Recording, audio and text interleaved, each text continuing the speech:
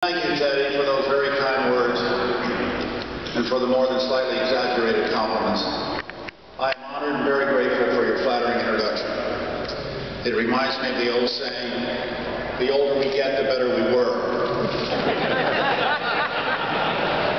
I would like to thank in particular those who made such an effort for my candidacy for induction, for which I will always be grateful. Tom Maxey, who came all the way with his lovely wife Ann from Mexico for this dinner tonight. Bill Ward, Jim Hughes, David Biddle, Charlie Crick, Teddy Furlong, Teddy Roush, and numerous others.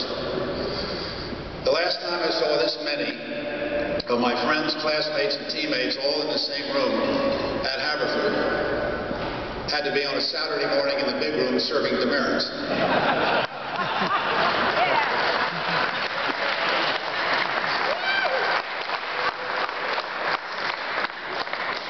When inductees for an honor as wonderful and special as this reach my age, they run a terrible risk of having a senior moment or two and trying to express a most sincere and heartfelt thank you.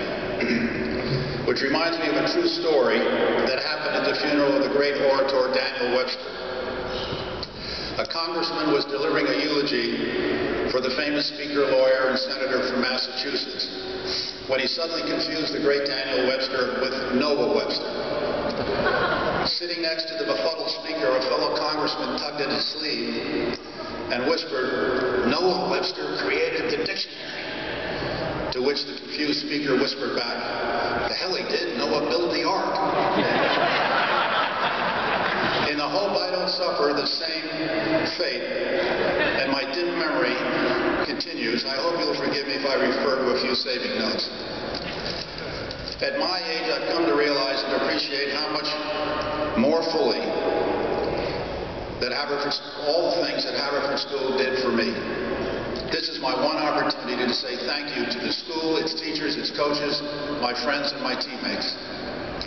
Headmaster Joe Cox once wrote, "At Haverford we want every teacher to see him or herself as a master learning coach who can figure out the best way to get the most out of every Haverford student." This simple yet revealing statement by Headmaster Cox could have been taken straight out of the 1940s or 1950s. It so accurately sums up my entire Haverford experience starting in first grade right through 1955 graduation. By stretching the headmaster's statement just a little bit, he could easily have been describing the dual responsibilities that many of our teachers had in those days.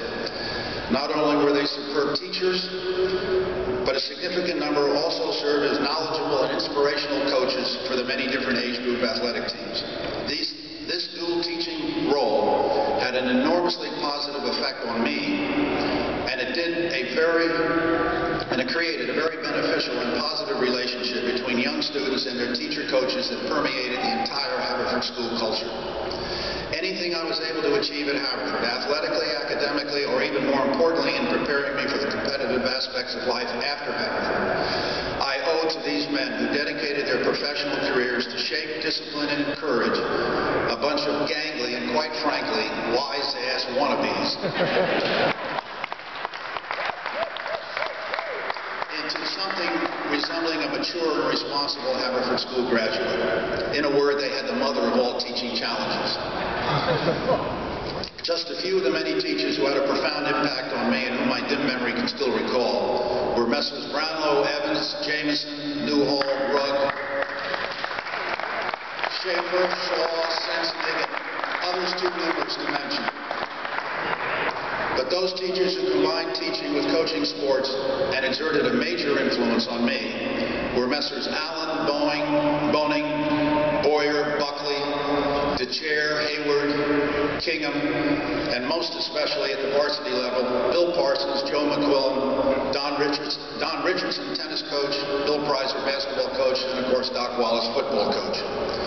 These men taught you how to compete by striving to excel and to compete with sportsmanship, to compete fairly but compete to win, to try and treat victory and defeat the same, and to always try to represent your school with honor. Years after leaving Haverford, I played 3 sports in college at Penn, and I competed for many years on a national level in tennis and platform tennis. And never once did I ever learn anything new from my various coaches, teaching pros, or mentors that I had not already learned on the playing fields of Haverford.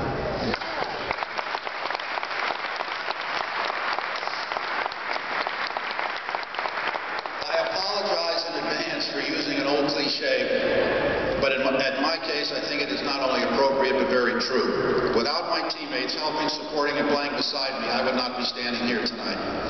I would like to recognize and thank just a few of those many teammates, some from grade school teams, middle school teams, as well as the varsity level. From the great class of 1955, Bill Cornwell, Charlie Crick, Teddy Furlong, Jay Howson, John Huggins, Tom Maxey, Steve McMichael, my fellow co-captain on the basketball team, Fritz Minch, Bob Wilford, and last but certainly not least, three outstanding Haverford athletes who have already been inducted into the Hall of Fame. Bill Ward, one of Haverford's finest all-around athletes. And from the class of 1956, Andy Tuttle. From the class of 57, Teddy Roush. From